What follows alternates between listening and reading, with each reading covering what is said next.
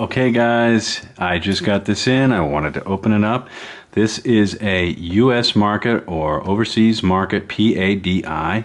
Wanted to get it open really quick and do a comparison to the Seiko Zimbe over there, the Seiko Zimbe Turtle. Let's take a look real quick and see what we got. I have not opened it, so I'm curious to know if we have a good chapter ring on this one.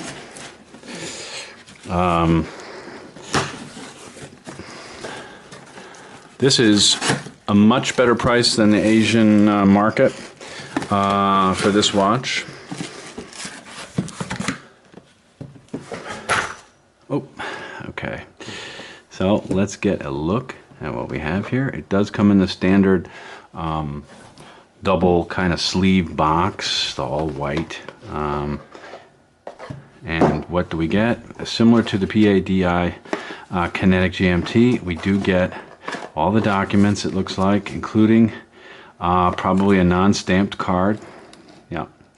Anyway, get that out very quickly, and let's see what we got here. Oh, not really even on the pillow.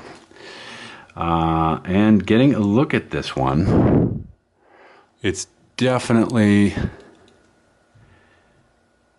a little bit off, I think. Let's get a close look. I'm going to bring the light right down here so we can get an idea of what, without any,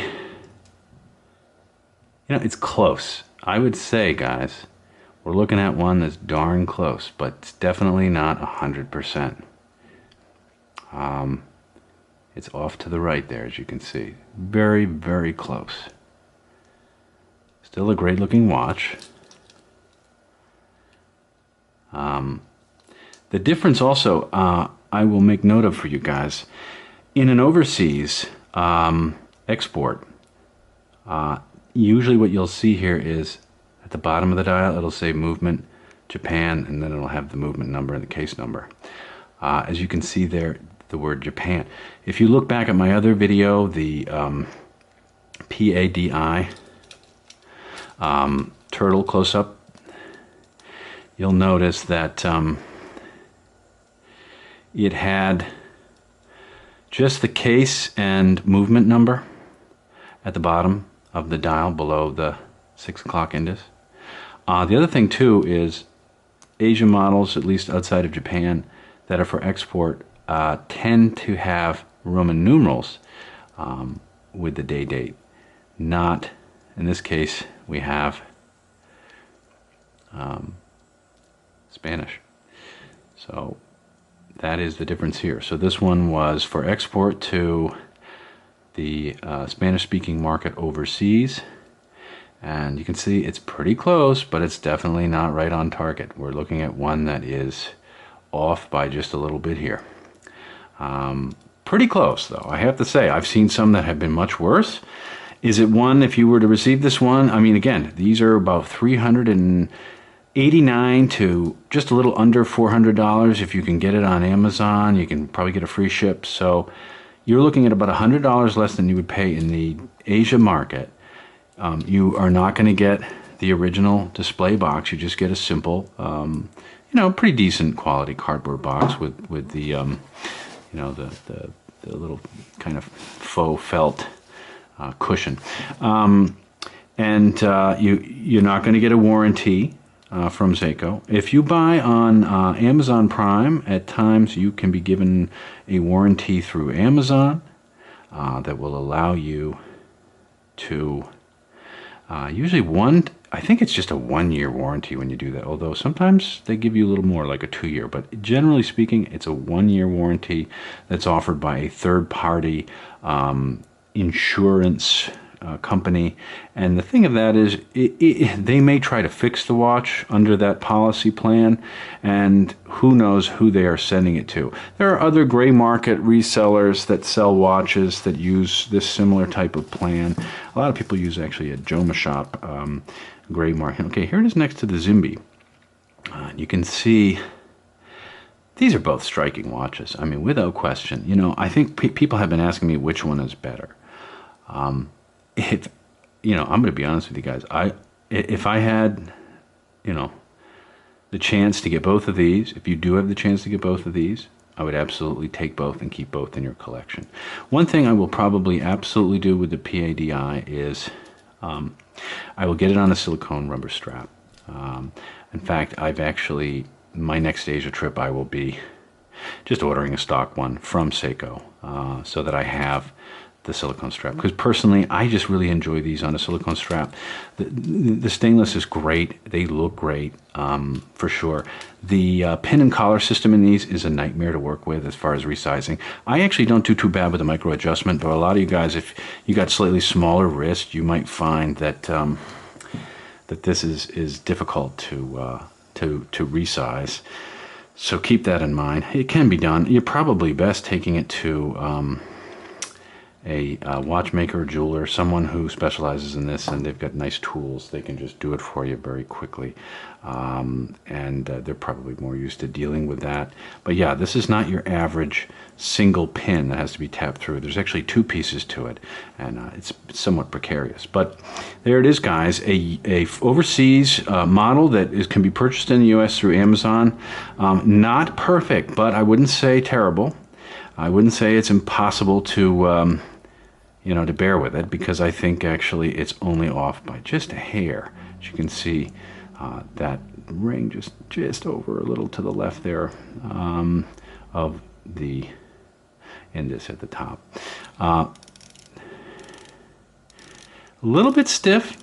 This reminds me of any other. It's a little bit stiff. The ratcheting is smooth in terms of the clicks themselves, but it's a bit stiff. The clicks, I don't know if you can hear it, they have that audible, a little bit stiff, I have to tell you, with the glove. Let me get the glove off anyway. You guys will notice I've got a bunch of stuff here in the background. I'm actually using some white paper and a couple of other things to bounce the light to get a slightly better color temperature here. This is stiff, guys, I gotta tell you. This one is somewhat stiff out of the box. Difficult to move the bezel.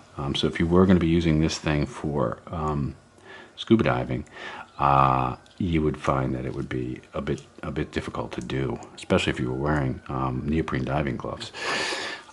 If you notice with the Zimbe here, okay, this one here, you hear that ratcheting? It's really almost like it's quite fine, and it's very easy to move. I don't have any problem with it. It's extremely easy to move this one, and the difference there is definitely night and day with the PADI. The bezel, the refinement of the bezel, and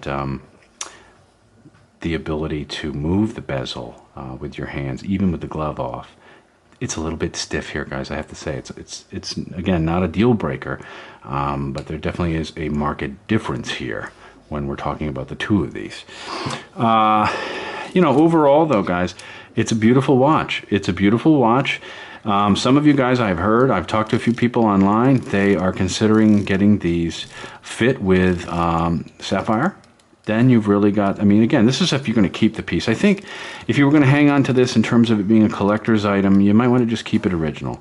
But if you were going to use this piece and get a lot of use, and you could go with someone who can mod these, someone like a Yoboki's or one of these other guys that's really good and very well known, where they can pressure test the watch after inserting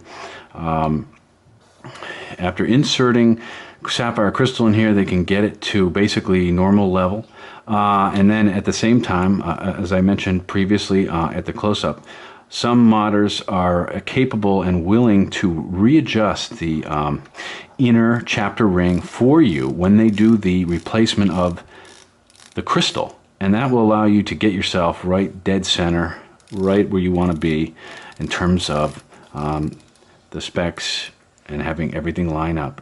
I have to say, though, for the price, this is so close, it's almost not worth mentioning. You'd have to be a real perfectionist as far as, disliking this one. But, again, when you're talking about collectability, holding on to it for a long time and thinking about, you know, its value down the road, you know, one that's absolutely dead solid, perfect all the way is probably going to carry a higher value down the road. But overall here, I think it's a beautiful looking watch. You cannot discount the beauty of this dial. I will be doing a full review for you guys here soon, a comparison that will give us a chance to look at the dial in different outdoor light conditions, because that's been something I've been trying to do with some of these dive watches. I just think they look terrific when you get them out into an environment where they really belong, with light conditions that are consistent with what you'd see if you were out and about. Anyway, guys, I'll give it a little shake here. And the movement, you know, great movement. You can't, it's solid. This is a solid watch. I think you guys will definitely enjoy this if you're going to buy one, if you got one in the mail on the way to you. It's definitely a beautiful watch. It's an iconic cushion case.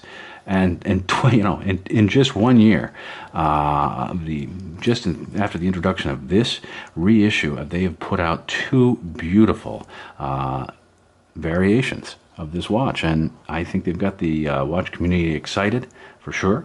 And I would anticipate Seiko sees this and will very likely be putting more out, if not in this version, somewhere in the line there'll be more special editions coming out very soon from Seiko in the dive watch segment. Anyway, guys, let me know what you think. I have got a lot more coming up for you here in the future, but I wanted to get this one in very quickly so you could see a comparison between the two. And this is a overseas export watch. It is not a JDM. It is also not an Asia market watch, so you will see that difference, the little type there at the bottom of the dial. But other than that, I think it's beautiful. You know, there are a couple of small issues, but none that would make me say, I don't think this is a watch for me. I think this is the kind of watch that's going to last for years. It's a very robust movement, and overall, just an excellent watch from Seiko. Anyway, guys, thanks a lot for watching. Please leave me a like and definitely subscribe to see some more really interesting stuff from my trips to Asia. I got a number of really interesting Japanese models, Seiko models, you name it. Anyway, thanks again, guys, and I will talk to you soon.